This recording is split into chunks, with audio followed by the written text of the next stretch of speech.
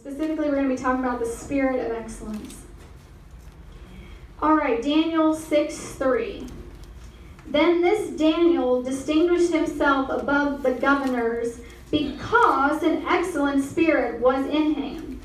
And the king gave thought to set him over the whole realm. And some versions say distinguished him above presidents and princes.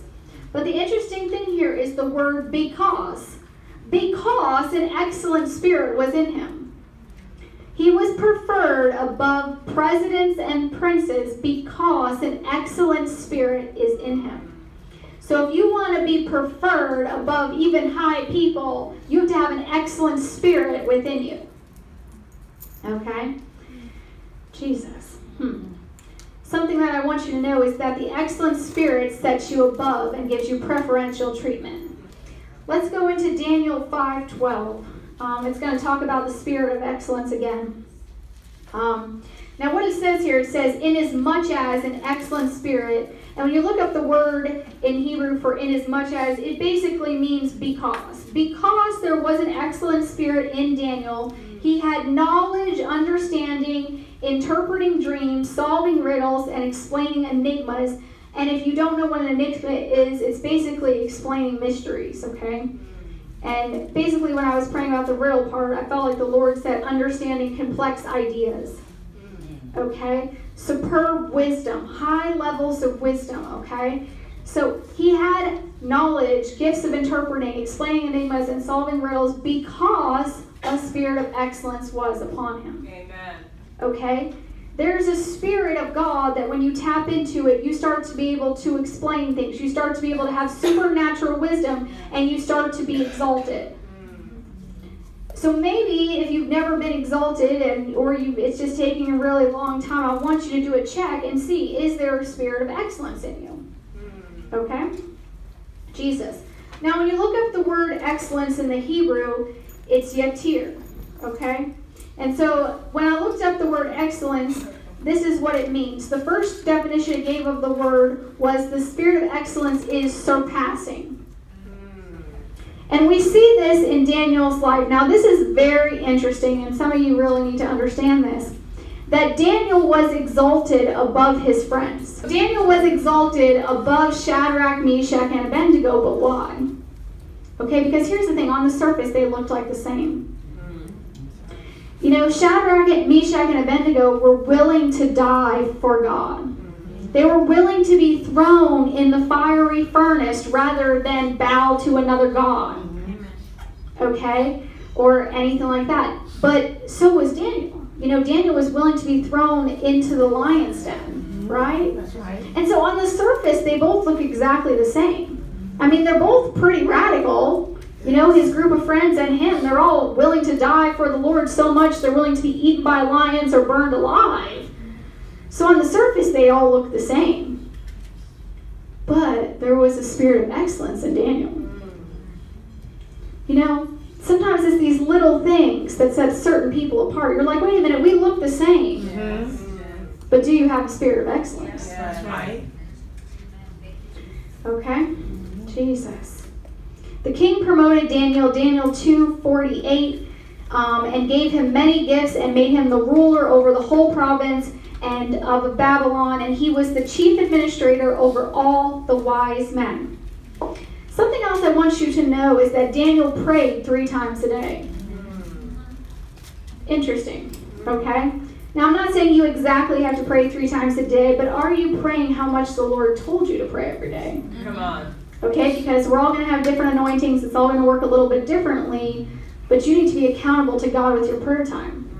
Some of you, it might be 30 minutes. Some of you, it might be 3 hours. Some of you might be 30 minutes in the morning, 30 minutes at night. And obviously, I realize that this is not a rule. Like, you know, there's going to be some days where, you know, someone got married today and I didn't spend 3 hours with God. Okay, probably not, you know. Like, there's obviously exceptions to the rule, but every day should not be an exception. That's right. You know, you know, it's like sometimes things happen, but Daniel was determined and he prayed 3 times a day. And so I think that was part of the spirit of excellence. Yes. You know, he was spiritually disciplined. Yes. Okay? Jesus. And he was put in this position where he became a ruler over the whole province of Babylon. He was ruling a non-saved culture. You know, he wasn't ruling God's culture, he was ruling in the world's culture. You know? And this is really interesting because he becomes the chief administrator over all the wise men of Babylon. Now the wise men basically were also magicians and wizards and soothsayers and all that kind of stuff. And so he was basically over all the spiritual people as well. Which is kind of cool because God really set him up. So he's like, oh, over them, well, maybe we'll just train him with some of my stuff too. You know? So I don't know. I really want you to think about, is the spirit of excellence in you, and do you even know what that means? Okay, something else the Lord wanted me to tell you before I go a little bit further into this is we were really talking earlier about being the head and not the tail, but the problem is that people don't read the whole verse of that. All right, I'm going to read the whole verse to you because we can claim that all day, but if we don't know the whole thing, it's not going to happen for you. Amen. Come on. Deuteronomy 28:13, and the Lord shall make thee the head and not the tail, and thou shalt be above only, and thou shalt not be beneath. And everyone goes, yeah! But then they don't read the second half. If, there's an if there, if you hearken unto the commandments of the Lord thy God, which I command thee this day to observe and to do them. The reason you might not be exalted is because you ain't listening to God. It's very simple. You might hear God, but you're not holy because you hear God. That's right. You're not going to walk into promotion because you hear God. You're going to walk into promotion because you obey God. Amen. Hallelujah. Hallelujah. Jesus. Preach. Okay? I'm not preaching about love right now, okay? God loves you even if you don't listen to him. We're not talking about love, okay? We're talking about promotion. I just want to make that clear, okay? So if you screw up, it's not like God stops loving you. But I'm talking about being the head for real. Not just running around screaming this and nothing ever changes. You know, Daniel didn't play it safe. Daniel was causing problems. Okay, Daniel caused some problems. Daniel wasn't perfect. I mean, Daniel said, I don't really want to eat the king's delicacies. I mean, I know he gave us all this food as a blessing, but I don't want to eat it. And, in American culture, we'd be like, that is rude. That is not polite. Don't do that. Don't do that.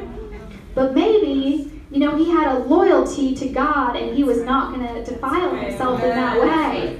And Daniel caused a problem because then the steward says to him, he says, if the king comes and sees you and you're skinny over here, because back then it was really bad to be skinny, okay? But the world has changed, people. But anyway, so if they see you as skinny, then the king's going to have my head because it's going to look like I wasn't doing my job if you don't eat anything.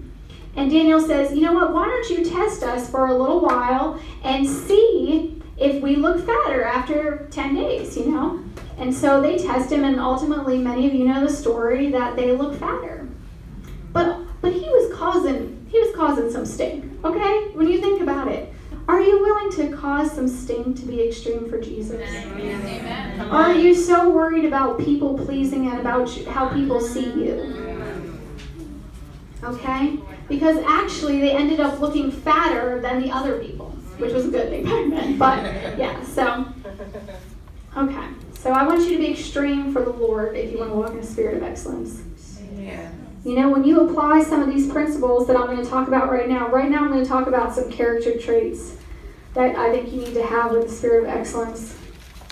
Okay? Number 1, you need to finish the task. Okay? I know prophetic people, and I know how we can be. We're so spiritual, the project is over there, and we haven't touched it in 2 years. You need to pick that project back up and get it done, girl, because you need to finish the task. Daniel went through the training necessary and completed it. Daniel had to train with the king, under the king for 3 years before he could even serve the king. So there was a 3-year training process. Daniel could have not went through that 3-year training process, but he did. Don't be so arrogant that you don't allow yourself to be trainable. Amen.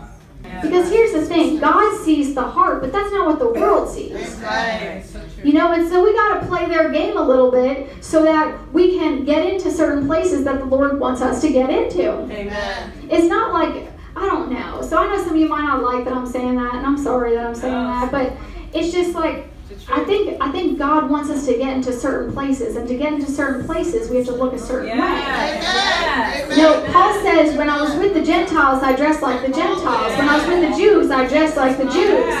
And so, now what might be looking good to one person is completely different to another person, so I have no way to judge you. It's all through Jesus, you know. But it's like, just try to do your best, you know. And that's a very practical, seemingly non-spiritual thing, but it's just kind of true. All right, the next thing is extra talents. Now, this is very interesting. Let's see. Let's go into Daniel 1:17.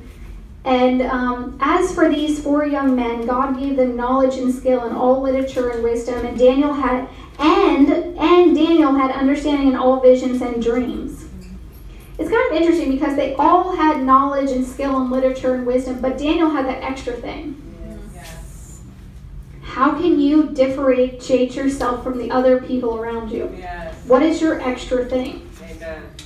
Don't just try to look like everybody else. You can look like everybody else, but what's that one thing that makes you stand out? What is that one feature that you can add to your product?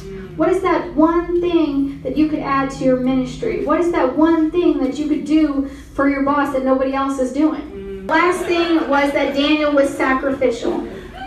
Okay? He was willing to go with less in order to be obedient to the Lord. He was willing to eat less food in order to follow the Lord. Okay? You know, he could have just said, oh, I've come to my blessed time. Give me the food. But he remained in that place of, I'm willing to be sacrificial in order to follow the Lord. Jesus. Okay? Jesus. And he was confident in God to show up. He knew that if he didn't eat that stuff, that God was going to show up and he was going to appear fatter. That's pretty bold. Yeah. Hey, I'm going to eat less food, but I'm going to become fatter, so yeah. My God's going to do it. It's like, for any of us to say that, that seems kind of crazy. Like, I'm just going to start fasting and somehow become fatter. It makes no sense. You know? But it's just like Daniel trusted God so much that he knew that God was going to make him fatter.